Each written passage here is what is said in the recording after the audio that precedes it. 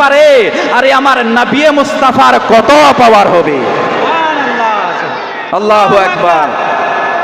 ইয়া রাসূলুল্লাহ জিন্দাবাদ, জিন্দাবাদ, মারহাবা মারহাবা। আমার নবী মুস্তাফার কত পাওয়ার হবে।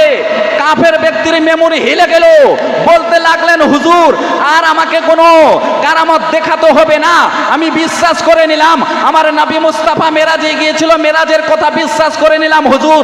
তাড়াতাড়ি করে ওই দয়ার নবী মুস্তাফা, ওই মায়ার নবী মুস্তাফা, প্রেজেন্ট পাস ফিউচারের খবর রাখনে ওয়ালা, মাজি হাল মুস্তাকবিলের খবর রাখনে ওয়ালা, অতীত বর্তমানের খবর রাখনে ওয়ালা, ওই নবী মুস্তাফার কলমা কোরআন আমার মাখদুমি মহিমি বলতে লাগলেন, বেটা পারো আশহাদু আল্লা ইলাহা ইল্লাল্লাহু ওয়া আশহাদু আন্না মুহাম্মাদান আবদুহু ওয়া রাসূলুহু সাল্লাল্লাহু তাআলা আলাইহি ওয়াসাল্লাম।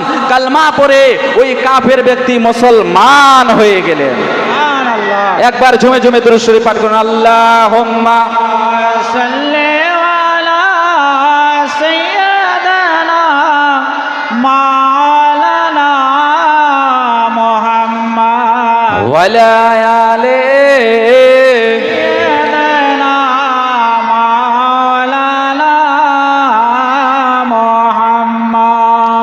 পরের জায়গা পরের জমিন ঘর বানায় আমি রই, আমি তো সেই ঘরের মালিক নই। মহাব্বাতে বলা যাবে না। আচ্ছা গজল শুনবেন না ওয়াজ শুনবেন বলেন তো? মাঝে মধ্যে যদি দু একটা যদি গজল পড়ি আপনাদের অসুবিধা হবে বাবা? শুনবেন? এদিকার মানুষ গজল পছন্দ করেন তো। আরে পরের জায়গা পরের জমিন ঘর বানায় আমি রই, আমি তো সেই ঘরের মালিক নই নই নই, আমি তো সেই ঘরের মালিক নই। সেই ঘরখানা যার জমিদারি, পাই না তাহার হুকুম জারি। সেই ঘরখানা যার জমিদারি,